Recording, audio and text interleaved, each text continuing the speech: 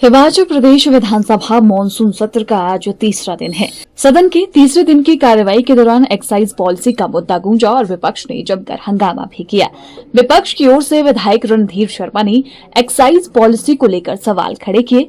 इस पर सरकार की ओर से संतोषजनक जवाब न मिलने पर विपक्ष ने हंगामा कर दिया और शराब घोटाले के आरोप लगाए और इसकी न्यायिक जांच की मांग उठाई। सदन में दोनों तरफ से काफी देर तक नारेबाजी हुई और विपक्ष ने सदन से वॉकआउट कर दिया। विधायक रणधीर शर्मा ने मीडिया से बात करते हुए कहा कि प्रदेश में एक्साइज पॉलिसी के नाम पर बहुत बड़ा घोटाला हुआ है और यदि इसे शराब घोटाला भी कहा जाए तो कुछ गलत नहीं होगा। प्रदेश सरकार द्वारा 2023-24 के लिए नई एक्साइज पॉलिसी के तहत ठेकों की नीलामी की गई और रिजर्व प्राइस से ज्यादा पर ठेकों की नीलामी हुई है, लेकिन 2024-25 के लिए रिजर्व प्राइस से कम बोली चली गई। 5 जिलों में रिजर्व प्राइस से कम बोली गई। पिछले साल की नीलामी से कम धनराशि पर नीलामी हुई। 3 जिलों में रिजर्व प्राइस के बराबर ही बोली हुई। पिछले साल के मुकाबले 100 करोड़ के करीब कमी आई है। यह बहुत बड़ा घोटाला है। इसमें सरकार के संरक्षण में घोटाला हुआ है। निश्चित रूप से इस मामले में बहुत ज्यादा गड़बड़ी हुई है। गड़बड़ी इतनी ज्यादा है कि इसको अगर शराब घोटाला भी कहा जाए तो कोई गलती नहीं होगी। सरकार ने नई एक्साइज पॉलिसी लाई 2023-24 में। उस पॉलिसी के अंतर्गत ठेकों की नीलामी हुई और उन ठेकों की नीलामी जो जिलावार हुई, वो जिलावार जो धनराशि थी उसी जिलावार धनराशि को इस साल 2024-25 की नीलामी के लिए रिजर्व प्राइस रखा गया।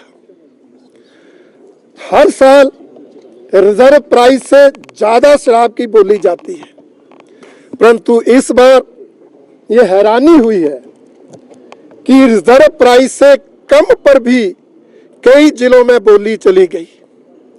पूरे प्रदेश के 5 जिलों में रिजर्व प्राइस से कम बोली गई, मतलब पिछले साल की नीलामी से भी इस साल कम धनराशि पर नीलामी हुई और 3 जिलों में रिजर्व प्राइस के बराबर नीलामी हुई। 100 करोड़ के लगभग कमी जो पिछले साल की नीलामी से हुई है, हम मानते हैं वो घोटाला है। जिला चाहे शिमला हो, कांगड़ा, नूरपुर, चंबा और ऊना, इन जिलों में एक तो रिजर्व प्राइस से कम पर बोली गई है, तो ये शरेआम मिली भगत है। नंबर 2, जिलों में यूनिट्स बनाए जाते हैं कि जिलों में यूनिट्स के हिसाब से ठेके आवंटित ठेकेदारों को होते हैं।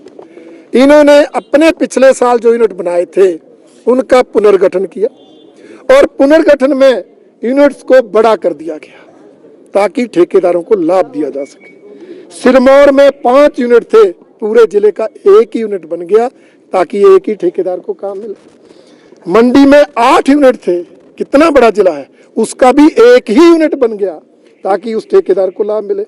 नूरपुर में 5 यूनिट थे, उसका भी एक ही यूनिट बन गया और वहां भी उसको लाभ मिला।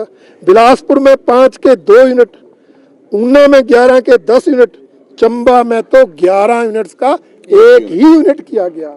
ये आंकड़े दर्शाते हैं, स्पष्ट करते हैं कि इस बार शराब नीलामी में बहुत बड़ा घोटाला हुआ है, सरकार के संरक्षण में हुआ है। मुख्यमंत्री जी पिछली सरकारों के आंकड़े देखकर इस पर पर्दा डालने का काम कर रहे हैं, जबकि हमारी मांग है कि इसकी जांच होनी चाहिए, न्यायिक जांच कराई जाए, दोबारा बोलियां कराई जाए ताकि दूध का दूध और पानी का पानी हो सके। प्रश्न इसमें साथ था। मेरा ये कहना है कि इस बार सरकार ने जो नई पॉलिसी लाई उसमें जो बोतलें ठेके के अंदर बेची गई उसमें एमएसपी दर्शाया गया और उससे पहले एमआरपी था और जो ठेके में आवंटन हुआ उसमें बहुत घोटाला हुआ। बहुत सारे वीडियो उसमें वायरल हुए। जो बोतल एमएसपी पे बिकनी चाहिए थी, एमआरपी से उसमें एक रुपया रेट ऊपर नहीं जा सकता था, उस बोतल को 2, 250, 300 रुपये महंगा बेचा गया। बियर की बोतल को 150, 200 महंगा बिका गया। कुल्लू मनाली में ऐसे सोशल मीडिया में बहुत सारे वीडियो वायरल हुए और ये बहुत बड़ा घोटाला है। हम कहते हैं कि इसकी न्यायिक जांच होनी चाहिए। इसमें बहुत कुल्लू मनाली के अंदर बहुत ज्यादा इसमें वीडियो वायरल हुए, लोगों ने शिकायतें की, लेकिन इस नई पॉलिसी के अंदर फाइन का कोई प्रोविजन प्रोविजन नहीं है। मैक्सिमम फाइन 15,000 कर सकते हैं, अगर 3 बार हुआ तब जाके लाइसेंस कैंसिल होगा, ऐसा उन्होंने कहा। लेकिन मैं चाहता हूं कि इसमें बहुत बड़ा घोटाला हुआ है। जो MSP इन्होंने घोषित किया, MR की बोतलें जो टोटली उसमें स्टिकर लगना चाहिए था, वो स्टॉक नील होना चाहिए था, लेकिन वो बोतलें बेची गई, MSP में बेची गई, जिसमें 30% ज्यादा लिया गया। दूसरा इशू इसमें यह है कि जब ठेकेदार एक ही होगा तो MSP में कंपटीशन होता है कि जो बोतल 750 की 800 की है, वो बोतल कंपटीशन में 30% उसमें ले सकते हैं। लेकिन जब ठेकेदार एक ही होगा तो मैक्सिमम प्राइस ले रहा है। इसलिए इसमें भी बहुत बड़ा घोटाला है कि एक ठेकेदार होगा तो MSP का 30% वो पूरा लेगा, कोई कंपटीशन नहीं है तो MSP का क्या मतलब है, ये मेरा कहना है। इसलिए इसकी जांच होनी चाहिए। वहीं नेता प्रतिपक्ष जयराम ठाकुर ने कहा कि एक्साइज पॉलिसी के नाम पर प्रदेश सरकार ने बहुत बड़ा घोटाला किया है, जिसको देखते हुए सदन में आज सवाल किया गया, लेकिन सरकार की तरफ से सदन को गुमराह करने का प्रयास किया जा रहा है। उन्होंने कहा कि मामले की न्यायिक जांच होनी चाहिए ताकि सच जनता के सामने आ सके।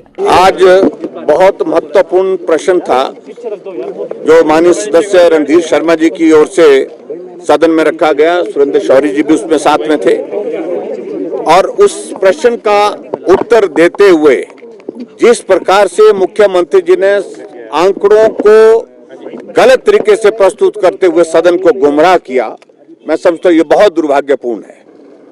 रिजर्व प्राइस और जो बोली के जो बीडिंग के जो प्राइस में 50,000 का फर्क है, इसका मतलब क्या है? पूरी सेटिंग है, कंप्लीट सेटिंग है। और दूसरी बात, रिजर्व प्राइस से कम जाना ही नहीं चाहिए, उसको दोबारा ऑक्शन कर सकते थे, दोबारा बीडिंग कर सकते थे उसकी, लेकिन वो नहीं किया गया। एक तो ये घोटाला है। मैं इनकी जानकारी के लिए बताना चाह रहा हूँ, ये फैक्ट्स जो है मुझे लगता है कि बहुत दुर्भाग्य है कि मुख्यमंत्री इतना झूठ क्यों बोलते हैं। 22-23 में जब हमारी सरकार हिमाचल प्रदेश में जो हमारी गवर्नमेंट जब इसमें थी, जब लास्ट फाइनेंशियल ईयर था हमारा, 21.18% इंक्रीज हिमाचल प्रदेश में आई है एक्साइज में, 21.18% आई है।